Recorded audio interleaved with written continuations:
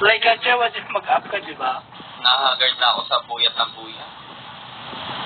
Wow, sino kayo namumuyat sa akin ngayon? Ay, sorry. Randy, hello. Hindi, joke lang. Worth it naman yung puyat. Di pa ako nagpapagupit mo. Bukas na papagupit na talaga ako. Alayo kasi nagpagupitan. Nag-food trip ako. Kaya niyo yan. Sinabi mo talaga yan before OPK. Kapagupit. Like, kasi sigam yung kinakain niyo hindi healthy. Diet daw siya, pero yung kinakain niyo hindi healthy. Tama ba yun? Sandalo. Si Riley. Work ka, Ate Riley. Ay, Ate Riley, shall we?